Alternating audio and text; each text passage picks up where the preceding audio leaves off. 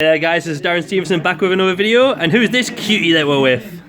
Last Barnofskas of Team CCG. Sick, and what'd you do today? I today came fourth at the Dublin Regionals with Lunalight Shadal. How the fuck did you do that? Right, let's just get stuck in, I guess.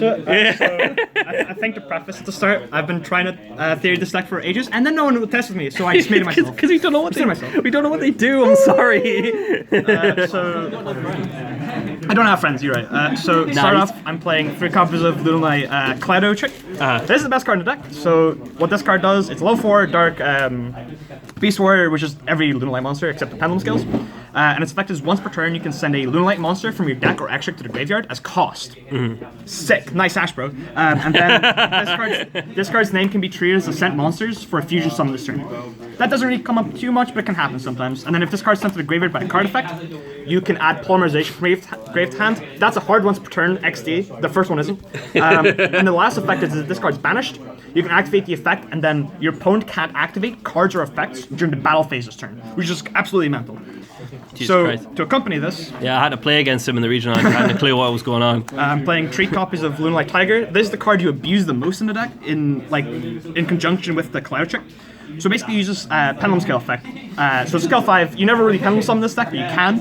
So its effect is once per turn, not hard once per turn. You can target a Lunalight monster in your graveyard, you special summon it, its effects are negated, it can't attack, and it's destroyed at the end of the turn. So you're probably wondering, right, that's probably terrible, right? Well, the insane interaction is that when Tiger brings this back, since that this sends its cost, it just completely gets around the effect negation part. So it's just like mental. You just get the Armageddon out like 8 times a turn. Nice, it's mental. So mental. It's and then if Tiger on the field is destroyed by a battle or card effect, you can target a Lunalight monster in your graveyard and special summon it. And that affects a hard once per turn. Lol. Yeah. What do you think?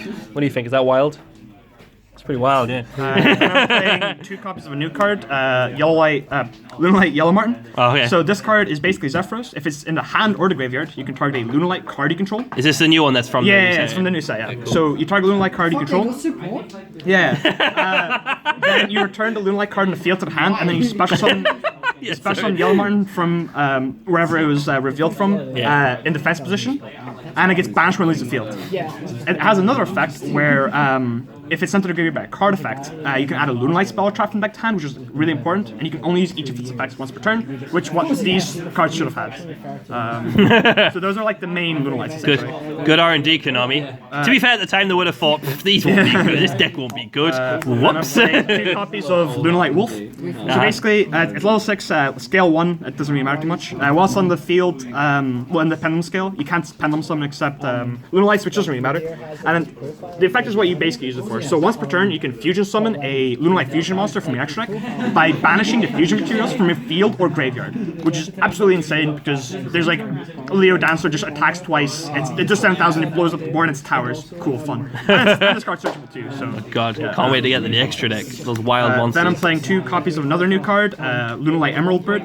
So this card is, if it's normal or special summoned, you can send a Lunalight card from your hand to the graveyard, and then if you do, you draw a card. This is all an effect, so if you can discard cards like Yellow Martin, get the draw and then search up this, and then you get a plus because you can use this in the graveyard as well. And then if Emerald Bird is sent to the graveyard by a card effect, you can target a level 4 lower Lunalight that's either banished or in your graveyard and special summon it. And its effects are negated. You can only use each of its effects once per turn. So the crazy part about this is that it completely gets around Anchor, and most of this gets around Anchor, because everything's already negated, so they can't take your stuff, which is like, nice. Then I'm playing 2 copies of a card from a Zoo format, Lunalight Black Sheep. Oh no, so, it's back! Yeah, so most people know what this does. Get away! To add poly. Oh wait, there's more. Actually, there's more than one effect. It has a lot of effects. So you can also discard it from the hand to the graveyard to add a Lunalight from your graveyard to your hand, which is also insane. And then if Black Sheep is fused with...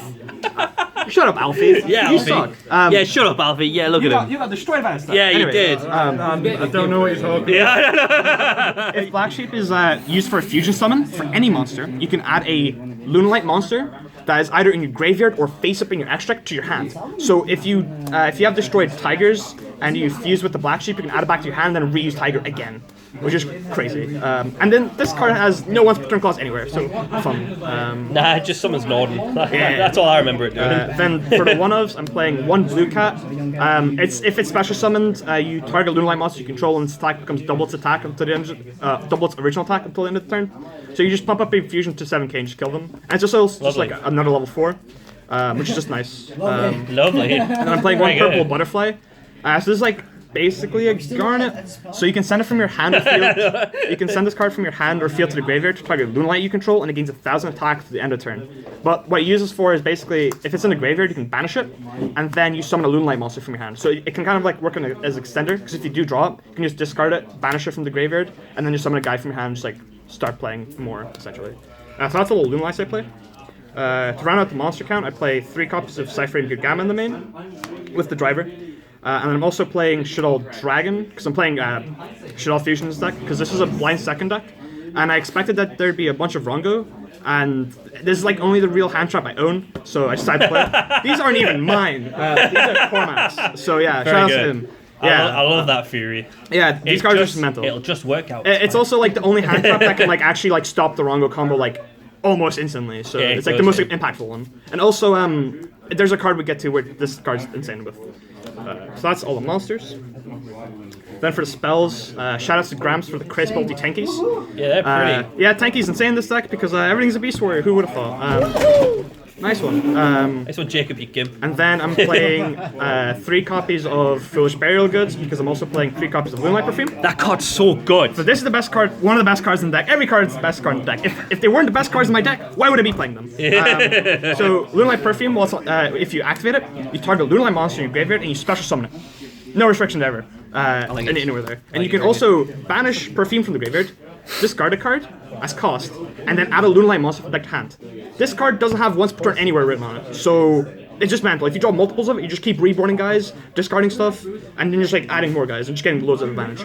So the reason why, another reason why Gamma's really good is because if you banish this and discard it as cost, if they ash, you kind of just die. So if you just Gamma them, you just win the game. So yeah. That's another cool interaction you can do. I didn't even know what the hand trap against you when I played you. Yeah, I had a Gamma in my hand, I was like, what? It's best that. I still love Then I'm playing 3 cards of Shaddoll Fusion because I'm blinding second.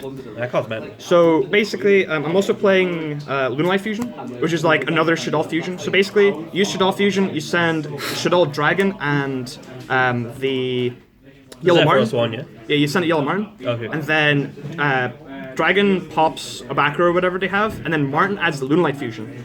And what Lunalight Fusion does is you fusion summon a Lunalight monster using monsters from your hand or field as materials, but if your opponent has a monster that was special summon from the extra deck, you can also use up to 1 Lunalight monster from your extra deck or deck as well. So this is basically just another Shaddoll Fusion, so it means Shaddoll Fusion gets you another Shaddoll Fusion, and then you just go mental. The part where you can use from the extra deck actually comes up a lot, which I'll go into later. And then I played. Ominous. Here it comes. I played 1 Foolish because it just instantly it either pops a back row, which is nice utility, or it can also search Lunalight Fusion, which is also nice. Yeah, that gets the Zephyros guy, yeah? Yeah, and it also gets the Zephyros guy, so it's really nice. And it can also act as an extender if you send Emerald Bird to reborn a guy. Sure. Then I'm playing Poly to search out Black Sheep. It comes up, it's nice. It's nice to use Poly because Collider's Chick adds this back to hand, and then you have free discard fodder for the perfumes and stuff. Because I'm trying to smell nice, Then I Unlike everyone else at Yu-Gi-Oh! Events that don't bring deodorant. Yeah, I played 3 Call by the Grave, this card's mental. And then also another new card, haha, you have to read a lot of cards, get destroyed. So, Lunalight Serenade Dance, so basically, you can search it off Yellow Martin as well, but you can banish this from the graveyard as cost. Then, you send a card from hand to the graveyard, and you special summon a Lunalight monster from your deck. Fun and interactive. I don't know what this card does on the field. It just gets sent off of Foolish Goods. I imagine it doesn't do anything. The on-field effect is terrible from what I remember. So yeah, that's a 40-card main deck. Now to the extra deck, we got some tokens that I can't summon. Sylveon! And then, so start off the fusion monsters. So 1 Winda because Shaddoll Fusion. 1 Panther Dancer, 1 Saber Dancer from the new set, and then 2 Leo Dancer. So these are the 5 fusion monsters I play. So the purpose of Panther Dancers in this deck is that Leo Dancer requires Panther Dancer to make it. So with Lunalight Fusion, you can send this from the extract to the graveyard to summon the Leo Dancer, and this is basically a win condition. They'll dance on your grave, mate. Don't laugh. So what Leo Dancer does is Leo Dancer can't be targeted or destroyed. Shut up, Brad. You're gay. Stop. You're gay. Look at this purple dent. So basically what this card does, it can't be targeted or destroyed by opponent's card effects. This card can also make a second attack during each battle phase, and also, if this card attacks a monster your opponent controls, at the end of the damage step, you can destroy all special summon monsters they control. Yeah, this is like. So it's just a board wipe and it's dead. And then Saber Dancer, Leo Dancer requires Panther Dancer and 2 Lunalights to make, and then Saber Dancer just requires 3 Lunalights. So this card also can't be targeted by card effects, but it can still be destroyed by card effects. But this card also gains 200 attack for each Beast Warrior in both players' graveyards and both players' banished battles. Got him. So yeah, it's insane in the mirror match. Alright, you never played it off. Weird. But also, this has a second effect where during your main phase, except the turn it was sent there, you can banish this from the graveyard and target a fusion monster you control, and then it gains 3,000 attack until the end of the turn. So you basically boost up Leo Dancer to 6/5, and then you attack for 13k. Not fun. So yeah, that's all the fusions I played. 5 of them. Oh, he's getting to my favourite bit. Then I play 5 Link monsters. Oh, not yet, not yet. So you're probably wondering, why is this in your extract? You'll come see the side deck, bro. So Underclock Taker for game, because this that's plus the strange thing. this plus shut up, Rob. So this plus Leo Dancer is exactly 8,000 damage, and also links up into this Durumadol, which no one knows what this card does. So I don't know. to summon it, its link materials are 2 Beast Warrior, and or Wing Beast monsters, which is also important for the side deck. Yeah, sure. And then it gains 100 attack for each Beast Warrior on the field, including itself. And once per turn, you can target a spell trap in each player's field and destroy them. Which is really important because you pop the Tiger when you go second, and then you just extend further into your plays. And this also links up with the Summon Sword because it's a Beast Warrior. Then I play Phoenix because it's just generic. Rusty because of a side deck card, and then Summon Sword for there's like an OTK you can do with this. Yeah, I heard there is a couple of OTKs you can do with that. And then the extra deck gets even stranger. So I'm playing 1 Force Strix.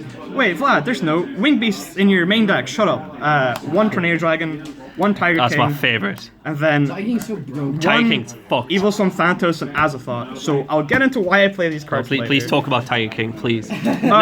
So basically, the way you beat Thunder Dragon is that you slam this down, you look at your opponent in the face, and you say effect. And they're like, okay. Then they're dead! So then Tanky step from the deck to the field. And they're like, okay, cool, bro. And you go Tiger King effect. And they're like, what does that card do? And then you say, it's game. You die. So it negates all monsters on the field that aren't Beast Warriors. So basically you have triple Colossus, haha, you cannot win not 50 Rotas. And then you slam this down and just you slam this down, you negate their Colossuses, and then you flip up your Tanky and you just kill them. You just die. So yeah, that's extract. Then for a side deck, Demolish. I'm gonna get on with the spicy bit. So I sided a 5-card engine for when I go first. So I side 1 Zephyros the Elite, 1 Radar Singing Lanius. Because the themed Zephyros wasn't enough, you needed OG Zephyros. So I'm playing this 5-card engine. So basically what this allows me to do is, game 2 I can choose to start, and there's multiple 2-card combos in the deck to just get to summon Azathoth on your opponent's turn, with also ending on a rank 4 and sometimes the towers as well. So basically you need these because you search this off of Force Strix, then you target this with Summon Sword to summon this from the deck, then you link these both off into Underclock Taker, then Zephyros bounces the Tiger for the 3rd time the turn, then you use the After Tiger you've again. used the themed Zephyros. Yeah, and then you link off the Underclock and the Summon Sword into Rusty. Rusty sends the boots to set the rank up magic from your deck, then you banish the boots to get Shade Brigadine, then you overlay 2 level 4, so these 2 into Thanatos, and then you set this, and then you activate the effect in the end phase.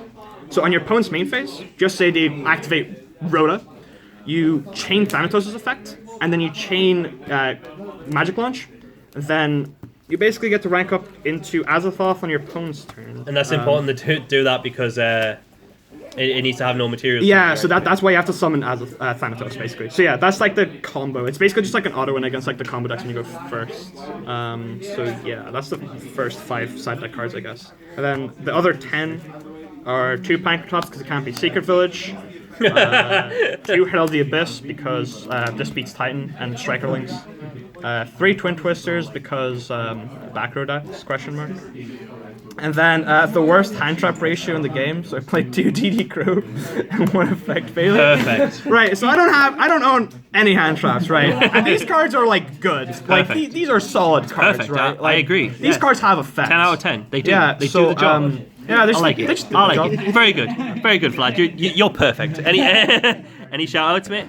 Shout outs to Darren, Raph, Yay! Tayfun, Billy Siggins, The whole gang, yeah! fucking Alfie Morton, but I hate him.